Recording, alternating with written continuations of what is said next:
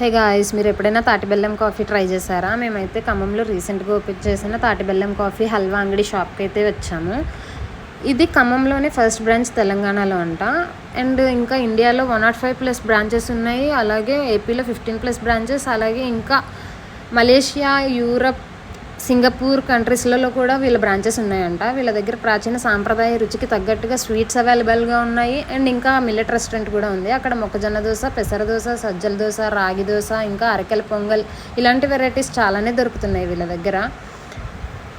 Millet items ఇంకా normal items కూడా దొరుకుతున్నాయి. ఇడ్లీ, దోశ, పూరి అలాంటివి కూడా ఉన్నాయి. ఇక్కడైతే ఐస్ క్రీమ్స్ కూడా అవైలబుల్గా ఉన్నాయి. చాలా వెరైటీస్ ఉన్నాయి వీళ్ళ దగ్గర. స్వీట్స్, అరిసెలు అలాంటివి కూడా ఉన్నాయి. మేమైతే హల్వా ట్రై చేద్దామని చూస్తున్నాము. ఇక్కడ 4 టైప్స్ ఆఫ్ హల్వాస్ ఉన్నాయి. జీడిపప్పు హల్వా, గీ హల్వా, ఇంకా నెల్లై తాటి బెల్లం హల్వా, ఇంకా నార్మల్ నెల్లై హల్వా అంట. ఒక్కొక్కటి ఒక్కొక్క కాస్ట్ ఉన్నాయి. 100 గ్రామ్స్ 54, 100 గ్రామ్స్ 62 అలా అయితే ఉన్నాయి. మేమేం చేసామంటే జీడిపప్పు హల్వా ఇంకా గీ హల్వా అయితే తీసుకున్నాము. క్యాష్ కౌంటర్ దగ్గర టోకెన్ తీసుకొని సెల్ఫ్ సర్వీస్ తీసుకోవాలంట ఇక్కడ.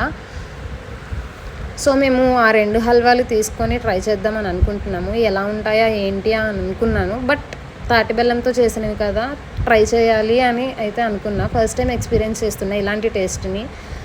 హల్వా టేస్ట్ అయితే ఎక్సలెంట్ ఉంది. 2 కూడా నోట్లో పెట్టుకోగానే కరిగిపోతుంది. సూపర్ అంటే సూపర్ ఉంది. చాలా బాగుంది టేస్ట్ అయితే. మీరు కూడా ఒకసారి ఎప్పుడైనా వెళ్ళినప్పుడు టేస్ట్ చేయండి. ఖచ్చితంగా చాలా బాగుంటుంది. ఇంకా నేను మిల్లెట్ టిఫిన్స్ అయితే ట్రై చేద్దాం అనుకుంటున్నా. నేనైతే ఫస్ట్ సాంబార్ ఇడ్లీ తీసుకున్నాను. మెయింటెనెన్స్ చాలా హైజెనిక్గా అనిపించింది నాకు. ఇత్తడి పాత్రలు, రాగి పాత్రల్లోనే మెయింటైన్ చేస్తున్నారు వీళ్ళు.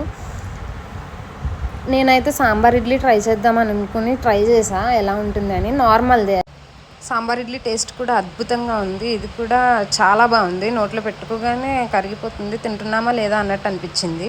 హైజెనిక్ మెయింటెనెన్స్లా అనిపిస్తుంది.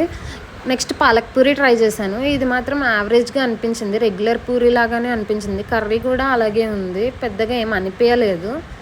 కలర్ఫుల్గా ఉంది కానీ టేస్ట్ మాత్రం యావరేజ్గా ఉంది. And next cow milk karupatti jack fruit ice cream try చేశాను నేను. వీళ్ళు ఐస్ క్రీమ్స్ కౌ మిల్క్తో మేక్ చేస్తారంట. నేనైతే పాట్ ఐస్ క్రీమ్ తీసుకున్నా. ఇది వచ్చేసి కాస్ట్ 85 రూపీస్. కుల్ఫీ స్టిక్ వచ్చేసి 45 రూపీస్ అన్నారు. పాట్ అయితే బాగుంటుంది కదా, క్యూట్గా ఉంది కదా అని తీసుకున్నా. బట్ క్వాంటిటీ ఎంత లేదు కానీ టేస్ట్ మాత్రం ఎక్సలెంట్ ఉంది. జాక్ ఫ్రూట్ ఫ్లేవర్ కదా, అలాగే తిన్నట్టు అనిపించింది నాకు. జాక్ ఫ్రూట్ తిన్నట్టే అనిపించింది. ఫ్లేవర్ కూడా చాలా అంటే చాలా బాగుంది. అండ్ నెక్స్ట్ ఫైనల్గా వచ్చిందే కాఫీ గురించి కదా. కాఫీ ట్రై చేయకపోతే ఎలాగా. సో నేను కాఫీ తాగాను కాబట్టి అదైతే మా హస్బెండ్ ట్రై చేశారు. అంతే. ఈ వీడియో నచ్చితే సబ్స్క్రైబ్.